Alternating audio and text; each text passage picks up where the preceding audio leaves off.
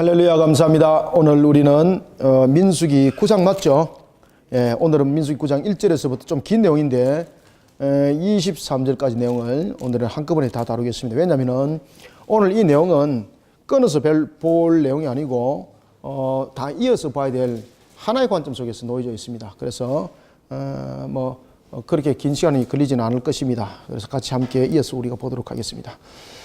우리가 이제 민수기를 보면은, 자, 민수기의 여러분 특징은 무엇인가 하면은, 우리가 이제 계수적인 측면의 그 내용들을 담고 있는 것은 결국은 하나님께서 그 모든 것들 약속을 어떻게 실현하는가라는 부분에 대해서 민수기가 쭉 설명을 해 놓을 때에 민수기 특징들이 그 주어지는 내용들이 보면은 성막 중심으로 내용들이 지금 제일 먼저 소개되어지고 있죠. 그죠? 계수를 하면서 성막이 활동하는 것들, 그 다음에 성막의 진행에 대한 순서들, 이런 내용들을 계속해서 이야기를 하고 있는 것은 바로 언약적 관점들을 설명을 하고 있고, 그 언약적 관점 속에서 성취에 대한 내용과 함께 또한 우리의 나아갈 방향과 길이 무엇인가를 함께 또한 조명해 주고 있기도 합니다. 아시겠습니까? 그런 속에 오늘은 이제 9장을 보겠는데, 9장은 특별히 이제 보면은 두 번째 유월절을 그들이 보내는 것을 볼 수가 있습니다. 그들이 광야 속에서 지냈던 이제 첫 번째 유월절과 이제 두 번째 유월절 속에서 그 내용들이 이제 담겨지게 되는데, 그들이 여러분들 잘 아시는 것처럼 이제 첫 번째 유월절은 언제 지냈습니까? 그들이 첫 번째 유월절. 지금 그들이 그 첫 번째 그 유월절을 그 보낼 때에, 이때에 그들이 굉장히 아마 그 충격을 받았을 거예요. 그죠? 왜냐면은 그 당시에 첫 번째 유월절을 보낼 때는 죽음이라는 것이 그 속에 직접적으로 목격이 됐던 상황들이었습니다. 그래서 그 당시에 이제 10번째 재앙이 내릴 때에 첫 번째 것에 대한 죽음이 있지 않습니까? 그러면은 짐승에 대한 첫 번째와 그 다음에 장자에 대한 죽음이 있었죠. 그러면은 그날에 곡소리가 골목골목마다 마을마다, 그죠? 애굽이라는 그곳에 한 지역만 특성을 가지고 있는 것이 아니었죠. 그러다 보니까 이것이 전반적 부분에서 일어났던 한 대대적인 사건이었는데, 이것은 말 그대로 어린 양의 유월절이었습니다. 그죠? 유월절의 어린 양. 유월이라는 것은 무엇인가 하면은 담을 넘는다 그래서 유월이죠. 우리가 유월 그러면 6월달 6월 아닙니다. 혹시나 여러분들 여러분 다 알고 계시지만은 혹시나 여러분 착각하실 것 같아서 우리가 6월 그러면은 뭐 6.25 사변이 있었던 그 6월 이야기하고 있는데 큰일 납니다. 담 넘는 것, 이것을 우리가 그죠? 6월, 그것을 말하는 겁니다. 그래서 6월이라는 것은 넘어가는 것, 이것을 말하고 있는 겁니다. 이때에 첫 번째에 우리가 6월절이 있었을 때에 이 6월절은 말 그대로 우리가 첫 번째 것에 죽음이 있었습니다. 이때는. 첫째 것의 죽음. 이것이 역사 속에서 실현됐죠. 이것을 갖다가 목격을 하는 겁니다. 누가 목격하겠습니까? 이스라엘 자손들만 목격 안 하죠. 세 분류가, 그래서 여러분 출애굽할 때 보면은 세 분류가 형성이 되죠. 제일 먼저 어떤 분류가, 그러니까 이 부분들을 실현했던 목격자들이기도 합니다. 실현에 대한 목격자들인데, 애굽에서 벗어났을 때 제일 먼저 혈통적인 측면에서 우리가 히브리인들, 그죠? 히브리인들, 유대인들, 그 다음에 또 하나는 혼합적인 혈통을 가지고 있는 히브리인들 플러스 이방인이죠. 그 다음에 혈통뿐만 아니라, 혼합과 혈통뿐만 아니라 순수 이방인들이 있었죠. 이 속에서는 여러분들요, 애굽 사람이라든지 기타 여러 사람들이 있었습니다. 그래서 출애굽을 할 때는 요 크게 세 분류들이 함께 형성을 하고 있는데, 이 혼혈을 이뤘던 쪽과 이방인으로 형성되었던 이 부분들이 있는 분류들은 크게 수는 많지는 않았습니다. 그런데 나중에 행진을 할 때 보면은 중간중간에 문제들이 일어날 때에 어디서 제일 큰 문제들이 일어날까요, 여러분들? 바로 여기서 많이 일어납니다. 이 부분에서. 이 부분에서 많은 문제들이 일어나게 됩니다. 특히 여러분들, 우리가 6월 그러면은 첫 번째 것에 대한 죽음인데, 왜 여러분 첫 번째 관한 것에 죽음을 이야기를 했을까? 이 첫 번째 죽음에 관한 것은 무엇을 말하고 있냐면, 첫 번째 것은 무엇을 의미를 상징합니까? 대표성입니다. 대표성. 그러면은 첫 번째 것이 죽었다는 것은 다 죽었다는 이야기입니다. 그죠? 그래, 하나님 앞에 우리가, 6월은, 두 번째, 이제 6월은 첫 번째 것이 죽음이었을 뿐만 아니라 두 번째는 우리가 대속을 이루는 하나의 측면에서 이 문제들을 생명을 대속하는 거죠. 그죠? 여기서 생명을 대속하는 부분에 대해서 이 6월절의 부분이 주어지게 되는데, 이때 이제 어린 양의 관한 부분들을 설명해 나가게 되고, 그리고 또한 이것은 예수 그리스도의 예표를 설명하고 있습니다. 예수 그리스도의 예표. 그 다음에 이 첫 번째 것의 죽음은 여러분들 잘 아시는 것처럼 모든 죄인은 무엇입니까? 죽음 가운데 놓여 있다는 것을 설명하고 있죠. 그죠? 첫 번째 것. 아담의 죄로 인하여서 모든 인간들은 죄로 인하여서 죽음이죠. 그래서 6월절은 이 두 가지를 다 설명합니다. 전체적으로. 그럴 때에 우리의 대속을 이루는 어린 양, 이 어린 양이 결국은 무엇을 대신합니까? 모든 것의 죽음을 그렇죠. 대신하죠. 그래서 이 6월절에 어린 양은 바로 예수 그리스도의 첫 번째와 두 번째를 다 담아서 예수 그리스도 예표라고 이야기를 하는 겁니다. 이것이 애굽에서 일어났던 사건입니다. 이것이. 그리고 이 날을 그들은 매해의 첫 해의 첫 출발이라고 말하고 있습니다. 그래서 이것을 그들은 첫 해라고 말하고 있고, 그리고 그들은 이것을 첫 달이라고 말하고 있고, 이것을 첫날이라고 말하고 있고, 그 다음에 이것을 무엇이라? 첫 출발이라고 말하고 있습니다. 6월절의 의미가 굉장히 중요한 의미를 가지고 있습니다. 6월절이라는 것은 우리가 어떤 그 의미적인 측면에서 우리에게 그 다가오는 것이 있다면, 예표적인 측면에서 6월절이 우리에게 설명하는 것이 있다면 바로 무엇인가 하면, 우리가 죄인이었던 우리는 어떻게 되는 겁니까? 죽는 거죠. 그죠? 이 죽는 것은 여러분 우리 값에 대한 내용을 설명하고 있습니다. 그런가 하면은 죄인으로서는 죽되 우리는 어떻게 됩니까? 여기서 이제 부활이 설명이 되는 겁니다. 살아남에 대한 생명. 우리는 어떻게 살아났는가? 대속에 의한 죽음으로 우리는 살아난 존재라는 것을 6월절은 설명하고 있습니다.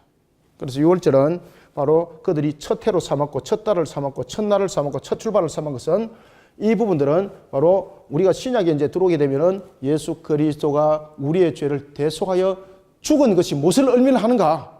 그것을 설명하는 거예요.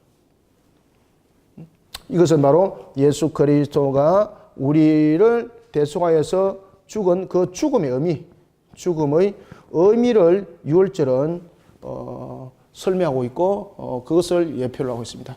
자, 그런 6월절이 10번째 재앙이 내려졌던 그때 첫 번째 6월절이 내려졌죠. 이것이 이제 10번째 재앙이 내려졌을 때입니다. 그죠? 그리고 오늘은 이제 이런 부분에 대해서 두 번째 6월절에 관한 내용을 설명하고 있습니다. 어디서 두 번째 6월절이 지켜졌을까? 어디서 지켜졌을까, 여러분들요? 야, 어디서 지켜졌을까? 이러니까 하늘을 막 쳐다보고 이러네. 성경 쳐다보세요. 1절에 있습니다. 예. 예. 함께 읽어보겠습니다. 자, 시작. 애굽 땅에서 나온 다음 해 첫째 달에 여호와께서 시내 광야에서 모세에게 말씀하여 이르시되, 어디서 지켜졌습니까? 아멘. 그럼요. 시내 광야. 시내 광야는 참 의미가 깊은 곳이죠. 그곳에서는 그들이 시내산을 통해서 하나님으로부터 율법을 받았고, 그리고 그들이 그곳에 약 한 11개월 정도 머물죠. 그 11개월 동안 이제 머물면서 그 나타났던 상황들이 무엇을 설명하는가를 오늘 9장이 간략하게 우리 설명해 주고 있습니다. 그래서 오늘 9장은 보면은 6월절에 가는 것과, 그리고 성막에 대한 성격이 무엇을 설명하고 있는가라는 것을 이제 이야기를 하는데, 이것을 통해서 우리가 하나님의 백성, 그 다음에 하나님의 나라를 향해서 우리가 새롭게 예수 그리스도 안에서 우리가 살아난 자가 되지 않습니까? 그럴 때 우리는 신앙에 대한 초점들이 어디 맞춰져야 되는가라는 것을 설명하는 것이 바로 9장입니다. 9장. 그래서 이 부분들도 전부 다 언약적 관점에서 이 내용들을 보셔야 됩니다. 근데 이 시내산 언약을 시내산 광야에서 이제 하나님께 주신 말씀으로 그들이 두 번째 6월절을 지키게 되는데, 특히 6월절을 지킬 때는 어떻게 지키라고 말하고 있습니까? 네 마음대로, 네 편리한 대로 아니죠. 그렇죠. 정한 달에, 그 다음에 정한 날에, 그 다음에 정한 기간, 요걸 다 지켜야 됩니다. 정한 달에, 정한 날에, 그 다음에 정한 기간. 네 편리한 대로 하지 마라 이 말입니다. 그래서 신앙은 우리의 편리의 중심이 아니라 누가 정한 것입니까? 하나님께서 제정하신 대로. 제자 이래 쓰는가요? 화면에 보입니까? 이 제자 맞나요? 맞는 거 같니? 하나님께서 제정하신 대로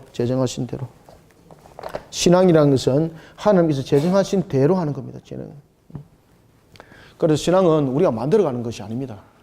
하나님께서 명하신 대로 제정하신 대로 그렇게 우리는 신앙을 시작해야 되는 것이고 그렇게 신앙을 우리는 마무리해야 되는 것이 바른 것입니다. 우리 마음대로 일을 하다 보니까 신앙이 항상 모순이 생기되고 신앙이 인본주의가 되고 세속화 속에서 빠져들어가고 결국 넘어지는 존재가 되는 것입니다. 그래서 2절과 3절과 5절이 엄청 중요한 겁니다. 이거. 여기서 보면 제가 여기 딱 써놨죠. 그죠? 첫 해, 첫 달, 첫 출발이 되는 것인데 정한 달, 정한 날, 정한 기간에 반드시 하나님께서 제정하신 대로라는 것은 하나님께서 명한 대로 신앙을 해야 된다. 신앙은 어떻게 해야 된다고요? 그렇죠. 하나님께서 제정하신 대로 우리 신앙하는 겁니다. 그러니까 예수님께서 이대로 율법 순종하죠. 예수님께서 여러분들 율법 순종을 했다는 것은 첫 번째 아담이 에덴 동산에서 죄를 범했을 때 하나님의 말씀을 어김으로써 죄를 범한 것이 되는 거죠. 그렇기 때문에 말씀을 지켜 준행을 해야 되는 겁니다. 어떤 것도 하나님께서 제정하신 율법을 어기게 되면요, 예수님은 십자가에서 죽은 것이 지 값이 안 됩니다. 자, 2절, 3절 제가 읽겠습니다. 2절, 3절. 이스라엘 자손에게 유월절을 그 정한 기일에 지키게 하라. 그 정한 길로죠. 그죠? 정한 길, 정한 날, 달, 정한 날 이것이 길이죠. 그죠? 정한 길에 지키게 하라. 그 정한 길, 곧 이 달 며칠입니까? 그렇죠. 이 달 14째 날, 이 달 14째 날은, 이 달은 무슨 달입니까? 첫 달입니다. 첫 달. 그래서 6월절이 있었던 그 달을 그들은 새로운 달로 첫 달로 보는 겁니다. 왜 그렇습니까? 그 이유가 무엇입니까? 여기서 첫 달은 여기서 그 해가 첫 해가 되고 이 첫 달이 되는 이유는 무엇입니까? 그들이 옛 사람이 죽었다는 이야기입니다. 쉽게 말하면은 옛 사람은 죽었다는 얘기입니다. 죽고 무엇으로 태어납니까? 그렇죠. 새 사람으로 태어났다는 뜻입니다. 그러면 그들의 옛 사람은 어떤 사람입니까? 종으로 있던 그들이 새 사람으로서 태어나는 것은 하나님의 백성으로 그들이 태어나는 거죠. 그리고 이 백성은 단순한 백성이 아니라 양자로서의 백성이죠. 그래서 첫 해, 첫 달은 옛 사람의 죽음을 말하고 있습니다. 그리고 또한 옛 사람의 죽음이라는 것은 이것이 무엇입니까? 죄인입니다. 죄인으로서의 죽음을 말합니다. 이것을 반드시 기억하라. 그래서 6월절이 중요한 거죠. 그 정한 기일에 지키게 하라라는 것은 인간적인 측면에서 변경할 수 있다는 겁니까? 못한다는 겁니까? 그렇죠. 여기서 여러분 정한 달, 정한 날, 정한 기간이라는 이 정한이라는 것은 무슨 뜻인가 하면은 인간이 변경할 수 없다는 겁니다.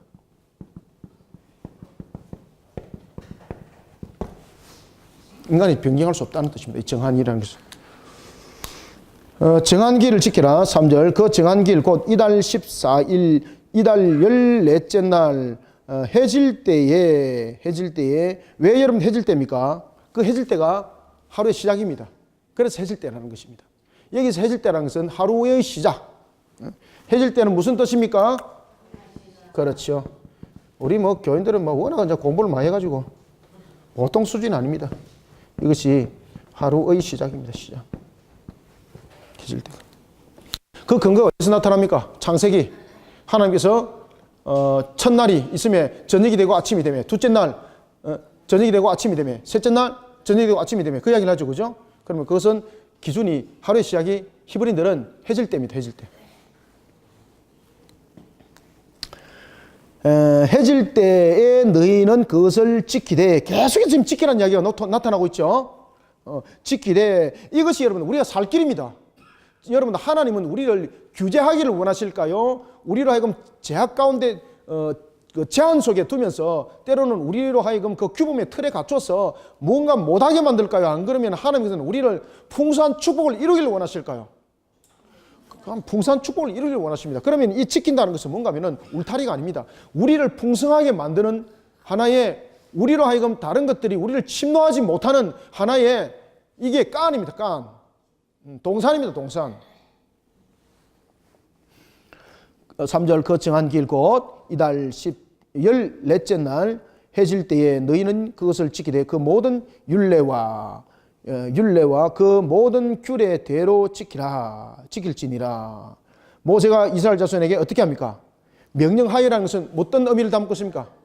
여기서 명령이라는 것은 여러분 글을 딱 써놓으세요. 여기서 명령이라는 것은 모세의 권위 속에서 말했다는 것이 아닙니다. 이 명령이라는 것은 뭔가 하면은 하나님의 무엇에 순종? 그렇죠. 말씀에 대한 순종을 뜻합니다. 이거.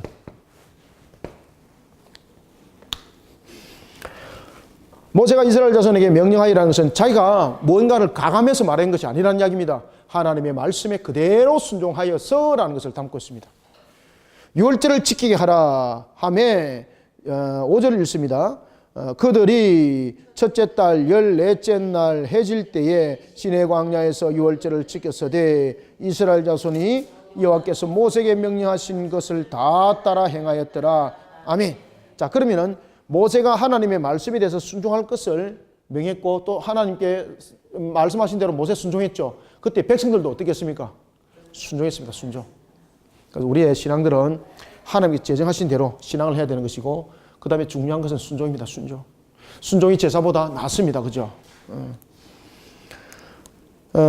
그리고 이제 여기서 이제 6절부터 8절까지 같이 함께 읽습니다. 시작. 그때에 사람의 시체로 말미암아 부정하게 되어서 유월절을 지킬 수 없는 사람들이 있었는데 그들이 그날에 모세와 아론 앞에 이르러 그들에게 이르되 우리가 사람의 시체로 말미암아 부정하게 되었거니와 우리를 금지하여 이스라엘 자손과 함께 정한 길에 여호와께 헌물을 드리지 못하게 하심은 어찌함이니까. 모세가 그들에게 이르되 기다리라.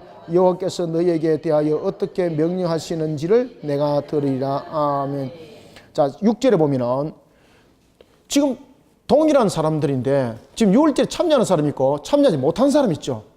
억울하잖아. 그죠? 뭐 그렇다 그래서 자기가 뭐 희번이 아닌 것도 아니고 너무 억울하잖아요. 그래서 항의가 일어난 거예요. 왜 그런가 하면 이 사람들을 유월절에 참여하지 못하게 되는 이유에 대해서 뭐라고 말하는가 하면 너희들은 시체를 손댔기 때문에 못 들어간다는 겁니다. 여러분들 왜 시체를 손댔기 때문에 들어가지 못합니까? 무슨 이유 때문에? 부정함이에요. 부정함. 시체는 여러분 죽음이라는 것은 무엇입니까? 죄입니다. 죄. 죄와 결부되어 있기 때문에 그렇습니다. 죄와. 지금 유월절에 어린 양은 거룩함이죠. 그런데 지금 죽은 시체를 손댄 것은 죄가 증가된 겁니다. 그러면은 거룩함이 손상되어 버렸다는 이야기지 않습니까? 유월절에 어린 양은 죄를 사함을 받았다는 이야기인데 이것은 다시 죄 상태에 놓인 것을 말하고 있습니다. 그러니까 유월절을 참여하지 못한다는 것이죠. 이 기준이 누구의 기준입니까? 하나님의 공의 기준입니다. 하나님의 공의 기준. 사람의 기준이 아닙니다. 그래서 여기서 여호와께서 제정하신 대로라는 것은 신앙은 하나님께서 제정하신 대로라는 것이지 우리의 어떤 만들어진 형태로서 이것은 신앙은 들었다가 나왔다가 이렇게 하는 것이 아니라는 것입니다. 그래서 여기서 말하는 것은 하나님의 거룩한 손상, 거룩성을 손상하는 그 어떤 일도 하나님 앞에는 용납을 받을 수 있다 못 받는다? 못 받습니다. 여러분들. 그러니까 우리의 신앙들은 거룩성이 손상되면 안 됩니다. 그래서 우리의 성화 과정 속에서 우리의 신앙 가운데서 제일 중요한 신앙이 뭔가 아세요? 회개신앙입니다. 회개신앙. 회개신앙. 이 회개신앙이 여러분들 우리가 보면은 입술에 버릇처럼 돼버리면은 이것은 율법적 회개신앙이죠. 효력 없죠? 율법적 회개신앙은 효력 없습니다. 7절에 보면은, 자, 그러면서 이제 그들에게 이렇게 말합니다. 우리가 사람의 시체로 말미암아 부정하게 되었거니와 우리를 금지하여 이스라엘 자손과 함께 정한 길에 헌물을 드리지 못하게 하심은 어떤 이유입니까? 어찌함입니까? 이제 불만이 나왔던 거예요. 그때에 모세가 하나님께 묻습니다. 모세가 판단 안 하죠. 모세도 이런 경우를 이제 처음 겪는 거죠. 그때 모세가 판단하지 않습니다. 8절, 모세가 그들에게 이르되 기다리라. 이것은 기다리라는 것은 뭔가 하면은 이제 너희들에게 주어질 그 말씀에 순종하라는 뜻이 함께 포함되어 있습니다. 자, 여러분들 여기서 기다리라는 것은 그저 단순한 wait, 기다리는 이것 아닙니다. 여기서 기다리라는 것은 너희들이 순종하라 이 뜻입니다. 아시겠죠? 자, 기다리라는 것은 그것다 딱 써놓으세요. 두 가지다. 기다리라는 것은 하나의 우리에게 무엇을 말하고 있습니까? 그렇죠. 순종하는 것을 담고 있고 또한 기다리라는 것은 그들의 신앙 속에서 명령형도 있지만은 제일 중요한 것은 순종하는 자세를 가지라는 것입니다. 그래서 이 두 가지를, 기다리라는 것은 두 가지를 말하고 있다. 하나는 명령에 대한 것이고 또 하나는 순종해라는 뜻이다. 그러니까 기다리라. 그때 모세는 누구에게 답을 가지고 옵니까? 하나님께 가서 답을 가지고 오잖아요. 하나님께서. 그래서 6월절은 이런 부분에 중요한 맥들을 이어가고 있습니다. 하나님께 가서 답을 받아옵니다. 그때 하나님께서 9절, 10절 두 절을 한번 읽어보겠습니다. 뭐라고 답을 하시는지 보겠습니다. 여호와께서 모세에게 말씀하여 이르시되 10절 이스라엘 자손에게 말하여 이르라. 너희가 너희 후손 중에 시체로 말미암아 부정하게 됐든지 먼 여행 중에 있다 할지라도 다 여호와 앞에 마땅히 6월절을 지키되. 아멘. 지금 하나님께서 지금 뭐라고 말씀하십니까? 이유를 받아들이라 이 뜻입니다. 이유를 받아들이라. 지금 그들은 부정한 것을 손댔지만은 하나님께 가고 싶은 간절한 마음이 있다는 거죠. 야, 이게 여기를 통해서 여러분 옆에다 적어 놓으십시오. 하나님께서 베푸시는 또 다른 은혜. 네, 하나님께서 베푸시는, 여러분 거룩성 앞에는 어떤 것도 존재할 수 없는 겁니다. 그런데 여기에서 하나님께서 허락을 하죠, 그죠? 그래서 이것은 우리가 이해할 수 없는 하나님의 은혜인데 이것을 또 다른 하나님의 은혜. 또 다른 하나님의 은혜. 이런 부분들이 우리의 신앙 속에 참 많은 부분들을 발견할 수 있습니다. 그런데 또 다른 은혜는 또 무엇과 결부가 됩니까? 죄 씻어냄, 회개와 결부가 됩니다. 하나님께서 또 다른 은혜 베풀 때에 죄 씻음, 그죠? 우리가 원죄는 예수 그리스도의 믿는 믿음으로서 죄 씻음이지만은 우리의 잡은 죄는 회개함이죠. 회개함을 통한 죄 씻음, 그죠? 이것을 이제 이야기를 하는 겁니다. 그래서 하나님께 우리가 또 다른 은혜 받을 때도 우리에게 성화 과정 속에서 굉장히 중요한 신앙이 있다면 그것은 바로 회개신앙이다. 회개신앙. 11절 12절까지 한번 읽어보겠습니다. 시작. 둘째 달 14째 날 해질 때에 그것을 지켜서 어린 양의 무교병과 선나무를 아울러 먹을 것이요 아침까지 그것을 조금도 남겨두지 말며 겹뼈를 하나도 꺾지 말아서 6월절 모든 율례대로 지킬 것이니라. 분명히 아멘 지키라 그랬죠. 그런데 이렇게 말합니다. 그러나, 그래서 여러분들 우리가 보면은 10절과 13절을 연결시키십시오. 별표를 딱 쳐놓으시고. 그러나 사람이 어떻게 하라? 첫 번째, 정결케 하라. 그 다음에 두 번째는 여행 중에서 문제가 생겼을 때는 어떻게 되는가? 여행 중에서 지금 이 사람이 6월절 늦게 도착했다 이 말입니다. 6월절을 지키기 위해서 지금 온 거예요. 그런데 늦게 도착해버렸어요. 얼마나 억울해, 그죠? 얼마나 억울해요. 그래서 하나님께서 그래서 그것을 또 다른 은혜라고 우리에게 설명을 하고 있는 겁니다. 그때에 이제 사유가 될 수 있는 경우가 있고 사유가 될 수 없는 경우 두 가지를 딱 설명합니다. 그들이 시체를 손댔을 때는 정결케 해서 참여시켜야 되는 것이고 여행 중에 문제가 생겼던 자들은 그러면 그 부분들은 하나님께서 용납으로 받아두는데 그런데 여행 중에도 아니고 그 다음에 이 부분에 대해서 자신이 6월절에 참여하고자 했던 그 뜻을 가지고 있던 자가 뜻이 아니게 사람의 시체를 만졌단 말이죠. 그런 부정함과 거쳤을 때도 아닌데 6월절에 참여하지 않은 자는 어떻게 되는가? 하나님께서 이렇게 말씀하십니다. 그걸 내가 제거해버리겠다. 왜?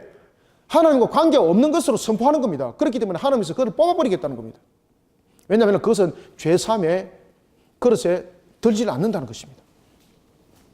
자, 13절, 14절 두 절을 읽어보겠습니다. 시작. 그러나 사람이 정결하기도 하고 여행 중에도 있지 아니하면서 6월절을 지키지 아니하는 자는 그 백성 중에서 끊어지리니 이런 사람은 그 정한 기일에 여호와께 헌물을 드리지 아니하였은즉 그의 죄를 담당할지며 만일 타국인이 너희 중에 거류하여 여호와 앞에 6월절을 지키고자 하면 6월절 뭐대로? 그렇죠. 율례대로 그 규례를 따라서 행할지니 거류민이나 본토인에게나 그 율례를 동일할 것이니라. 아멘. 이방인도 지금 가능하죠. 그죠? 그래서 우리가 이방인들도 예수 그리스도를 믿는 믿음 속에 권이 있는 거죠. 우리가 이방인이 있지 않습니까? 우리가 혈통으로 여러분들 잘 아시는 것처럼 우리가 혈통으로 우리가 유대인은 아니잖아요. 그죠? 그럼에도 불구하고 우리가 이와 같이 6월절에 참여한 자가 되었고 우리가 예수 그리스도를 통해서 하나님의 백성이면서 양자된 자가 되지 않습니까? 그런 부분들이 다 이런 부분에 적용이 되는 겁니다. 이런 부분들의 말씀의 성취 속에서 우리가 예수 그리스도를 믿게 되었고 우리가 구원받은 자가 되는 겁니다. 이게. 그래 이것이 또 다른 하나님의 은혜인 거예요. 우리는 참으로 하나님의 또 다른 은혜 속에서 우리가 큰 혜택을 받은 자 중에서 한 사람이 바로 저와 여러분들입니다. 여러분들. 거주지가 일반적으로 타국인인 경우도 참여하도록 했습니다. 왜? 그가 하나님 유월절에 참여하고자 하는 의사가 분명했을 때, 그럴 때에는 어떻게 그냥 참여하는 것이 아니라 그 규례를 따라라. 그 규례를 따라서, 그죠? 하나님께서 제정하신 그 법에 따라서 유월절을 참여하도록 하라라고 이렇게 말을 하고 있습니다. 그래서 우리가 시체를 만진 자들도, 그리고 여행 중에서 참여가 늦은 자들도 결국은 유예시킨다는 거죠. 유예시켜서 참여하도록 만든다는 거죠. 그죠? 그때에 여러분 잘 아시는 것처럼 부정한 것을 만진 자들은 자신의 그 부정함을 씻어내야 되는 것이죠. 그런가 하면은 또한 여행에 늦은 자들도 그들에게 충분한 규칙을 정해서 또한 참여하도록 하는데, 그런데 부정한 것으로 인하여서 참여하지도 못한 것도 아니고 여행 중에서 지체되어서 참여하지 못한 것도 아니면서 참여하지 못하는 자는 하나님께서 그들을 걸러내버린다는 거죠. 관계없다는 거죠. 자, 이제 그런 속에 이제 성막에 관해서 그 문제들을 다루고 있습니다. 자, 유월절은 이와 같이 우리가 예수 그리스도의 죽음도 의미를 하지만은 하나님께서 제정하신 신앙대로 우리는 말씀에 순종하는 신앙대로 가져야 된다. 그리고 또한 우리는 이 말씀의 순종 속에서 잊지 말아야 될 것은 우리가 회개 신앙 속에 우리를 담겨둬야 된다. 그죠? 그것도 함께 은혜 받은 또 다른 은혜를 우리에게 설명하고 있다. 또 다른 은혜는 그냥 성립되는 것이 아니었죠. 또 다른 은혜는 회개를 통해서 여러분들 일어났던 내용이었던 것을 우리가 이제 볼 수가 있습니다. 자, 그런 가운데 이제 성막에 관해서 또 설명을 해주고 있습니다. 자, 성막도 우리가 시내산에서 일어났던 상황이죠. 성막이 제일 먼저 텐트, 그죠? 우리가 성막을 텐트라 그러지 않습니까? 이 텐트가 제일 먼저 쳐졌을 때가 어디입니까? 어디예요? 시내산 아닙니까? 시내산. 그죠? 광야 맞습니다. 광야. 시내산이면 광야인데 뭐. 시내산 광야. 그냥 아무 때나 그냥 찔러 놓으면 한 군데는 맞게 돼 있습니다. 그냥. 뭐 이으면 되니까 글자는 뭐 잇는 것 아니겠습니까? 그죠? 잘하셨습니다. 의기소치 마시고 대답만 그냥 하시면 다 연결되게 되어 있습니다. 성막을 여러분들 세우는 것에 대해서 이제 하나님께서 우리에게 이제 말씀을 주고 있는 것 가운데서 대표적인 것이 뭔가 하면요.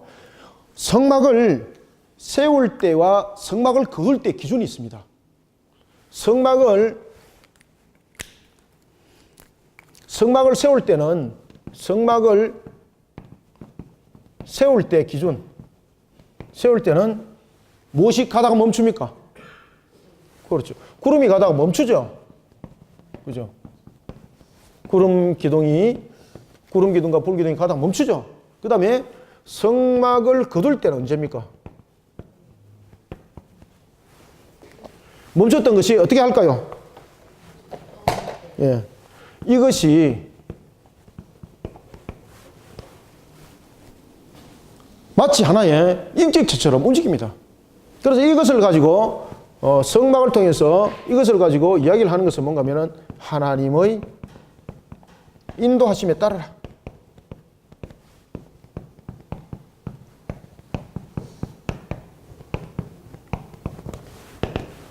이것을 설명합니다. 이것을. 하나님의 인도하심에 따르라. 하나님의 인도하심에. 그렇죠. 하나님이 이 속에서 여러분들 그 칼빈이 기독교 강요를 기록했죠. 칼빈이 기독교 강요를 기록하면서 아주 유명한 말을 기독교 강요 속에 썼죠. 말씀이 가라면 갈 것이요, 말씀이 서라면은 서겠습니다. 그렇죠. 하나님의 인도하심을 받겠습니다라는 것이죠. 하나님의 인도하심을 받겠습니다. 그런 성막의 성격을 가지고 있습니다. 그래서 성막은 모든 것이 하나님의 인도하심의 기준이 되는 겁니다.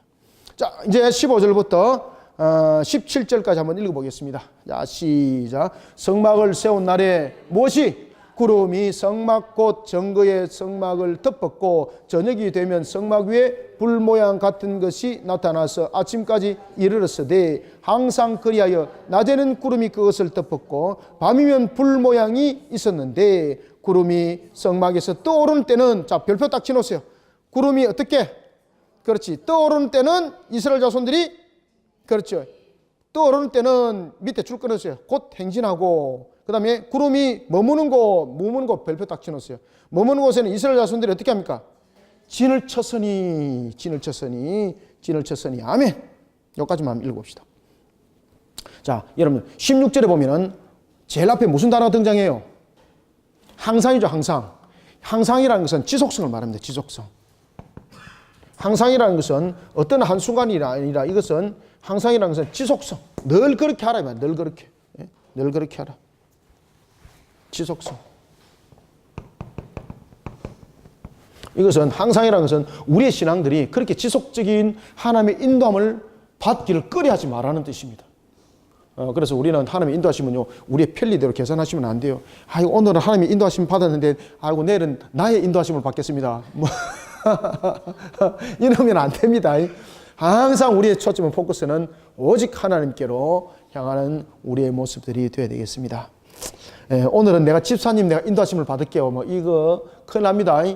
그 집사님하고 여러분 인도하심 받다가 둘 다 맹인이 돼가지고 둘 다 구렁텅이 다 빠집니다. 항상 하나님의 인도하심 속에서 우리는 신앙의 교제를 나누고 하나님의 인도하심을 받아서 우리는 역사를 보는 그런 신앙들 속에 키워져야 됩니다.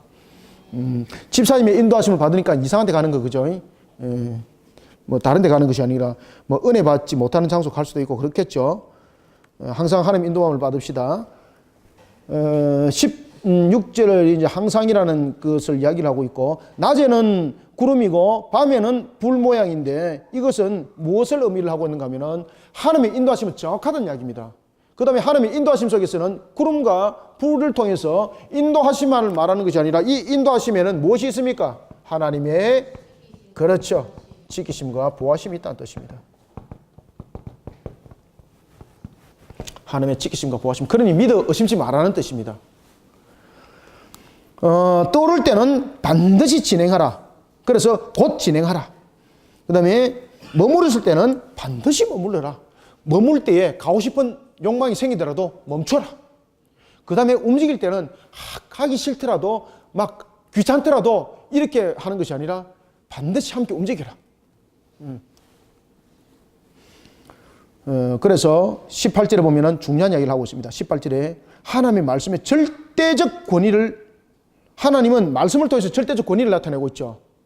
하나님은 말씀을 통해서 절대적 권위를 나타내고 있다는 것은 우리는 모든 삶의 여정을 통해서 우리의 절대적 기준은 말씀에 대한 순종이라는 것을 함께 설명하고 있습니다. 자, 다시 한 번 더 말씀드립니다. 하나님의 절대적 권위는 무엇을 의미를 하고 있습니까? 우리의 절대적 순종을 의미를 하고 있습니다. 다시 말씀드립니다. 하나님의 절대적 권위는 무엇과 연결됩니까? 그냥 순종이 아니고, 그럼요, 그와 연결되는 겁니다. 절대적 순종과 연결되는 겁니다. 하나님의 절대적 권위는 우리의 절대적 순종과 연결이 되겠습니다. 그것이 바로 18절의 내용입니다. 18절의 내용. 18절 이스라엘 자손이 여호와의 명령을 따라 행진하였고, 여호와의 명령을 따라, 이건 뭡니까? 절대적 권위입니다. 이거. 그래서 명령을 따라 지금 진을 쳤고 행진했죠. 절대적 순종입니다. 그래서 절대적 권위, 절대적 순종 딱 써놓으십시오. 명령은 무엇입니까? 절대적 권위. 그 다음에 행진과 진을 쳤다, 진영에 머물렀다, 이거는 뭡니까? 절대적 순종. 그래서 절대적 권위 가운데는, 하나님의 절대적 권위 가운데는 우리는 성도로서의 절대적 순종에 대한 의무를 가지고 있는 자들입니다. 19절, 20절 두 절을 읽겠습니다. 시작. 구름이 성막 위에 머무는 날이 오래일 때에는 이스라엘 자손이 여호와의 명령을 어떻게 했다? 지켜 행진하지 아니하였으며, 혹시 구름이 성막 위에 머무는 날이 적을 때도 그들이 다만 누구의 명령? 여호와의 명령을 따라 진영에 머물고 여호와의 명령에 따라 행진하였으며. 아멘. 자, 여러분들 이런 말이 있습니다. 지금 여기서 오래일 때와 적을 때가 있습니다. 이거는요, 누구를 기준으로 지금 설명한 겁니까? 여기서 오래일 때와 그리고 뭡니까? 적을 때입니다. 적을 때. 이건 누구를 지금 기준으로 설명합니까? 이것은 하나님께서 우리를 보는 측면입니다. 이것은 하나님께서 사람을 보는 측면에서 지금 오래일 때입니다. 하나님 볼 때는 오래일 때가 아닙니다. 그래서 여기에서는 이 오래일 때라는 것은 사람이 좀 기다리다가 지겨워졌다 이 말입니다. 순종을 잊어버릴 때 이런 부분들, 불평불만이 실실 나올 때 이 말입니다. 그때도 어떻게 하라? 그렇죠. 그때도 머물러라. 그때도 머물러라. 그 다음에 진행하지 아니할 때, 하나님의 명령을 지켜서 진행하지 아니할 때는 무엇입니까? 가기 싫은 거죠. 그죠? 가기 싫다든지 어릴 때라는 것은 지금 빨리 가고 싶을 때라는 말한다면 행진하지 아니할 때라는 것은 말 그대로 그냥 조금 더 머물고 싶을 때죠. 그죠? 그때도 하나님께서 행진하라 그러면 행진하라는 이야기죠. 그래서 우리로 하여금 어떤 하나님의 인도하심에 대해서 분별하고 구분하여서 너희들이 걸러내고 가감하는 일이 없도록 하라라고 말씀하십니다. 자, 20절부터 21절까지 두 절 읽고 또 보겠습니다. 시작. 혹시 구름이 성막 위에 머무는 날이 적을 때도 그들이 다만 여호와의 명령을 따라 진영에 머물고 여호와의 명령을 따라 행진하였으며, 적을 때, 그죠? 설명 다 해드렸죠, 그죠? 어릴 때라는 것은 우리가 정말로 지겹다고 생각할 때, 적을 때라는 것은 조금 더 머물고 싶을 때, 그죠? 조금 더 머물고 싶을 때. 그렇지만 그럴 때도 하나님의 말씀에 반드시 순종해라. 그러니까 우리의 육신의 신앙이 기준이 아니라는 것을 설명합니다. 신앙은 우리의 육신의 기준이 아닙니다. 때로는 우리가 지칠 때도 있습니다. 하나님 너무너무 힘들어요, 그죠? 때로는 그냥 빨리 가고 싶을 때도 있습니다. 근데 하나님께서 그냥 머물러라고 말씀하십니다.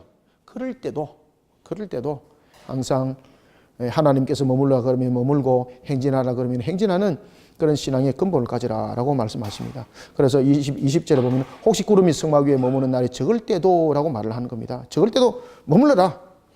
그 다음에 머물고 하나님께서 명령에 따라서 행진하라 그럴 때 또 행진해라. 21절 혹시 구름이 저녁부터 아침까지 있다가 아침에 그 구름이 떠오를 때는 그들이 행진하였고 구름이 밤낮 있다가 떠오르면 곧 행진하였으며. 아멘. 여기서 아침은 말 그대로 우리가 이제 그 새벽들을 말하고 있죠. 새벽들. 제일 가기 싫을 때 아닙니까? 그죠? 제일 피곤할 때입니다. 새벽에 제일 일어나기 쉽습니다. 쉽지 않습니다, 여러분들. 새벽 기도 여러분 쉬울 것 같습니까? 안 쉽습니다, 여러분들요. 안 쉽습니다, 여러분들요. 절대 쉽지 않습니다. 그래서 여러분들 밤낮 기도한다는 것이 쉽지 않습니다. 밤낮 기도하는 속에 또 하나님의 은혜가요 충만히 흐릅니다. 충만히. 그때 하나님께서요 구름 기둥과 불 기둥 그 인도함 속에서 우리를 영적으로 착 이렇게 인도해 가는 것도 우리가 그 상황 속에 체험을 한 사람은 알게 됩니다, 여러분들. 자, 그래서 그런 부분들이 쉽지 않습니다. 그죠? 자, 저녁부터 아침까지 있다가 21절 아침에 그 구름이 떠오를 때는 그들이 행진하였고 구름이 밤낮 있다가 떠오르면 곧 행진하였으며. 23 마지막 읽습니다. 시작.